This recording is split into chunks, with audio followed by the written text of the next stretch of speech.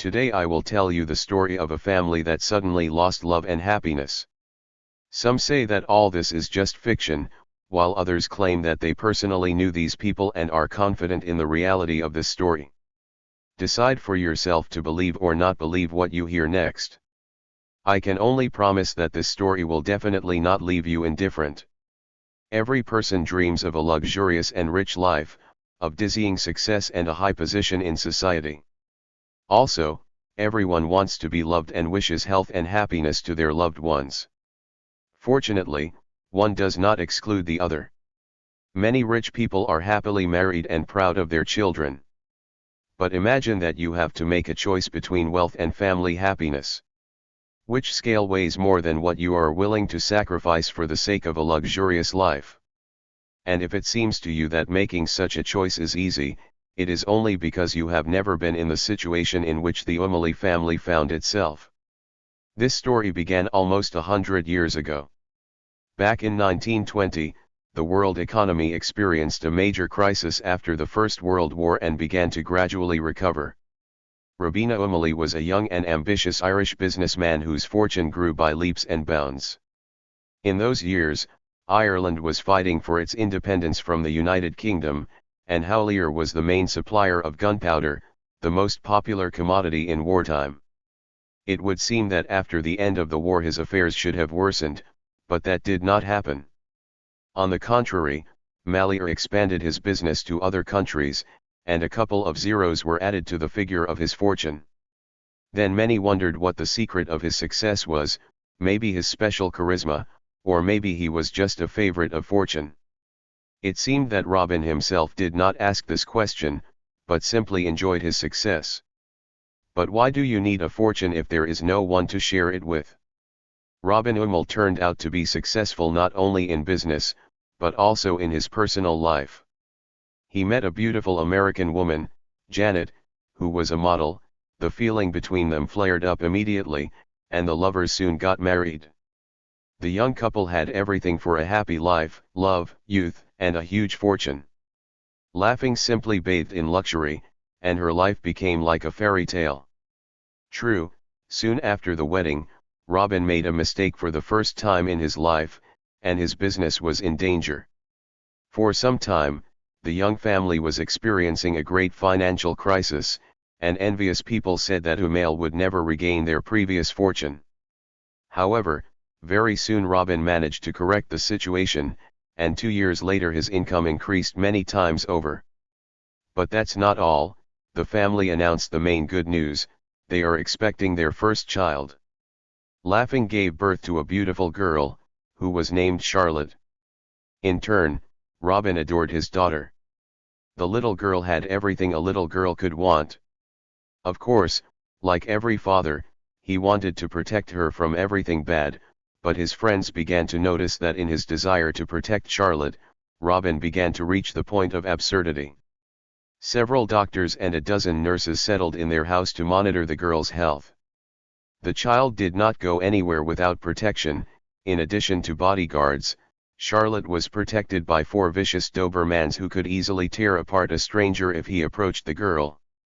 But Robin was afraid not only of people, but also of evil spirits.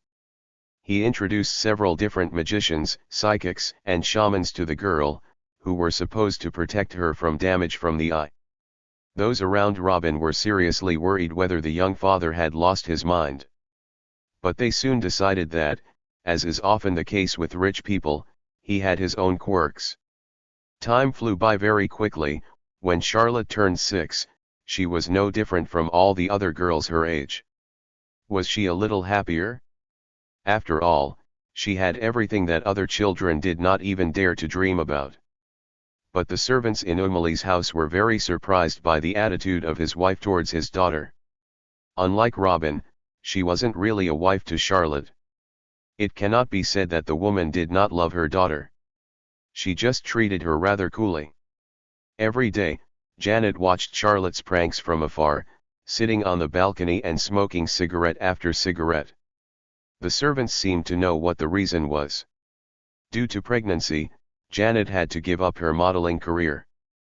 Perhaps it was the sacrifice that turned out to be too great for the woman, and deep down she was angry with her daughter for having to forget about her ambitions. No matter how hard Robert tried to protect his daughter, one day a mysterious illness struck down the baby. The girl did not come to her senses for a very long time, and none of the doctors could help. The most outstanding doctors find it difficult to even make a diagnosis. And you yourself understand how difficult it is to convey in words the grief that my father experienced. And not only he, all the servants, family, friends, in a word, everyone who knew Charlotte, was very worried and hoped for the girl's speedy recovery. Only Janet was the calmest person in the house. It seemed that the mother endured her daughter's illness very steadfastly. She never burst into tears and did not complain to anyone about her fate. Over time, everyone except Robert had already lost hope for Charlotte's recovery, but one night a real miracle happened. The girl suddenly got out of bed without difficulty and began to calmly walk around the room. She looked completely healthy, as if she had just woken up from a sound sleep. But suddenly she let out such a terrible roar, which only a wild animal is capable of. From this scream everyone in the house woke up, and it became clear that Charlotte's awakening was not at all a joyful event. And it's not young Emily, the favorite of the whole house, who has come to her senses. This woke up something terrible and unknown. From that moment on, Robert realized that there was no need to seek help from doctors. Many priests of various religions now gathered in his house. They were all sure that Charlotte's body was possessed by an evil spirit. The situation worsened every day. The girl became more and more aggressive. She attacked people, destroyed everything in the house if they contradicted her. And soon she stopped speaking in her childish voice altogether, and it seemed as if a 40-year-old horseman was speaking through her lips. Not only the servants began to fear Charlotte, but even the evil Dobermans who had protected her since infancy. From her inhuman screams, the evil dogs tucked their tails between their legs and began to tremble like frightened, guilty puppies. Over time, priests of different faiths joined forces to perform an exorcism ritual and free Charlotte's body from the evil spirit. They read the most powerful prayers in different languages, but the demon they managed to summon only mocked them. He even began to read a prayer with them, while distorting the words to show how insignificant all their attempts were. After the failed ritual, the clergy were forced to tell Robin that they were powerless. According to them, Charlotte's body had been possessed by a complex demon, but the devil himself. Many wondered why Satan chose little Emil. Some priests suggested that Robert could have committed a terrible crime before God, and everything that happened to Charlotte was a punishment for his sins. But, of course, no one dared to voice such thoughts out loud, much less ask a question. The Holy Fathers recommended that the girl be confined to bed so that she could not harm herself or someone close to her.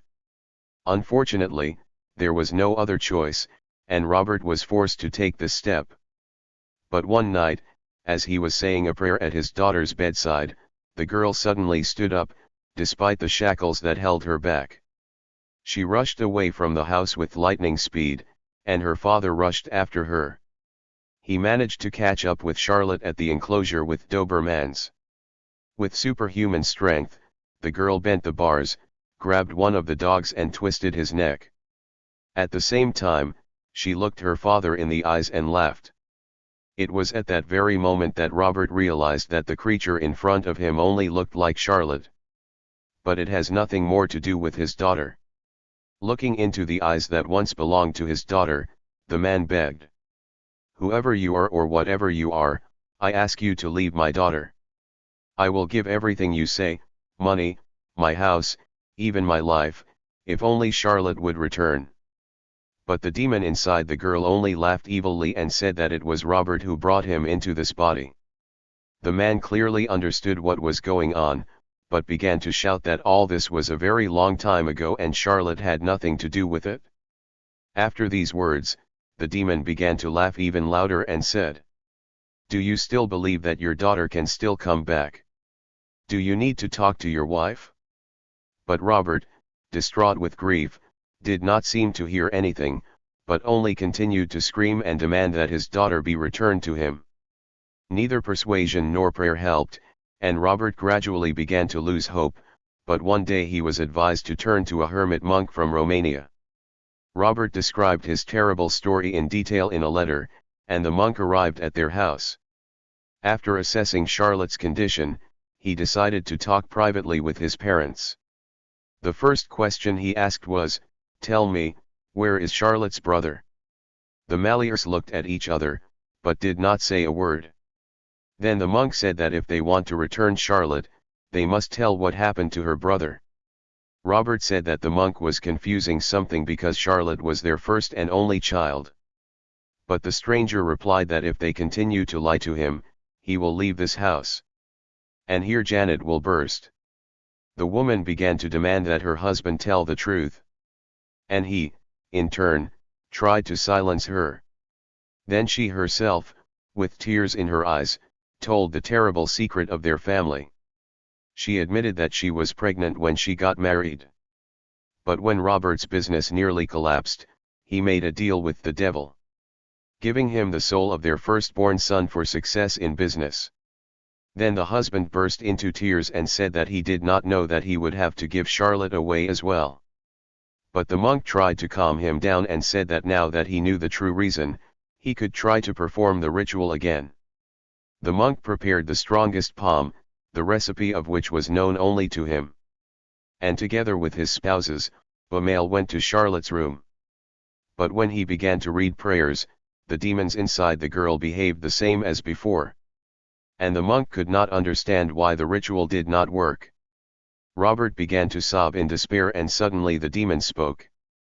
"I see he never said anything to Janet, right? Charlotte was never in this body. After the deal with my father, your wife became involved with him. And I am their common child." Suddenly the demon spoke in the voice of Charlotte herself. "Dad, I never existed." Well, that's probably all. If you like this urban legend, be sure to like this video. And of course, subscribe to the channel. Thank you all for your attention and bye.